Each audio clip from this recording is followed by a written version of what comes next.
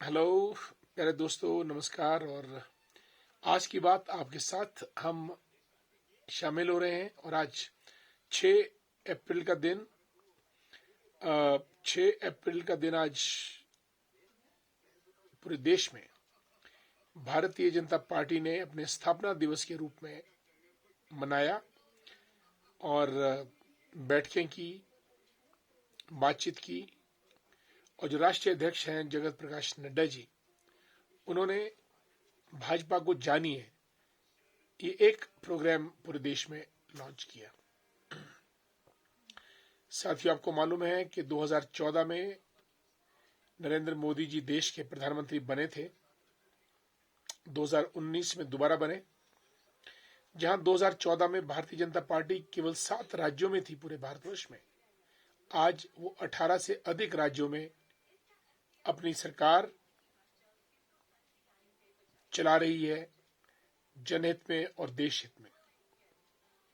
साथियों, अगर आज भारतीय जनता पार्टी का स्थापना दिवस है तो हमें यह भी जानना चाहिए कि आज भारतीय जनता पार्टी 42 साल की पूरी हुई है। आज के दिन 6 अप्रैल 1980 को भारतीय जनता पार्टी की स्थापना की गई थी।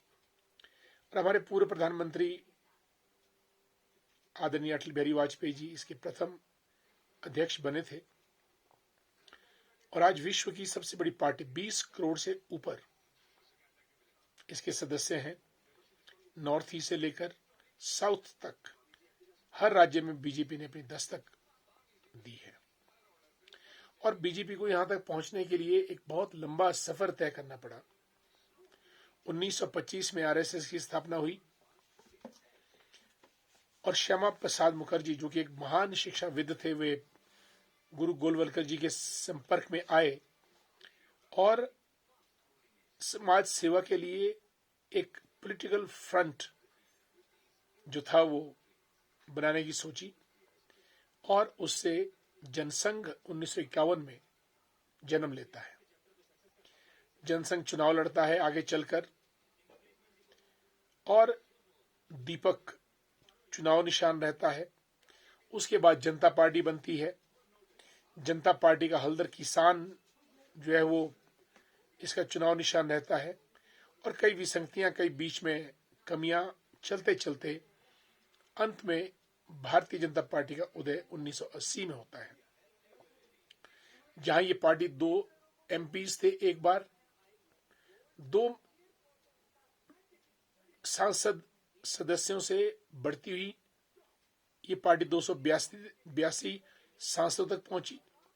उसके बाद 303 सांसदों तक भी जो है वो ये पार्टी पहुंची है। किसी दौर में श्यामा प्रसाद मुखर्जी और दीनदयाल उपाध्याय जी की जो सोच पड़ी है पंक्ति में खड़े अंतिम जन के बारे में, उसी चीज को आगे बढ़ाते हुए आडवाणी जी और वाजपेयी जी ने पूरे भारत में पार्टी को स्थापित करने का प्रयास किया। और आज माननीय नरेंद्र मोदी जी और अमित शाह की जोड़ी ने न केवल पार्टी को भारत में स्थापित किया, अपितु पार्टी की खनक और पार्टी की दस्तक वैश्विक लेवल पे भी दे दी है। और आज भारत एक विश्व शक्ति के रूप में देशों के बीच अपना सर मान सम्मान से उठाए खड़ा है। माननीय मोदी जी ने जो सरकारें चली, गांव, गरीब, हर वर्ग के लोगों को, पीड़ित, वंचित, शोषित, महिलाएं, युवाएं, फुटपाथ पे रेडी लगाने वाले, माइनॉरिटी पीपल, बेरोजगार युवा लोग, हर क्षेत्र को योजनाएं देने का प्रयास किया।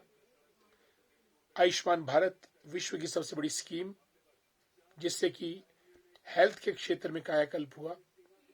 और आज भारत सरकार 80 करोड़ लोगों को मुफ्त इलाज, मुफ्त में अनाज बांट रही है। किसान सम्मान निधि, जहां किसानों को अपना कार्य चलाने के लिए कुछ पैसा दिया जाता है, या महिलाओं के लिए उज्ज्वला स्कीम, जहां गैस के सिलेंडर मिलते हैं। और ये तमाम बातें जो है, इससे एक सामाजिक रूप से भारत बहुत मजबूत हुआ है। और भारत $5 ट्रिलियन की इकोनॉमी की तरफ बढ़ने का प्रयास किया है।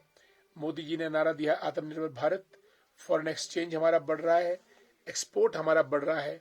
और ये सरकार भारतीय जनता पार्टी की सरकार होते हुए अपने आप में गौरव का विषय है कि मोदी जी ने समरसता का विषय छुआ, स्वच्छता का विषय छुआ और स्वावलंबन का विषय छुआ। गांधी को याद किया, अंबेडकर को याद किया, नेताजी सुभाष चंद्र बोस की जो मूर्ति है उसको इंडिया गेट के पास स्थापित किया।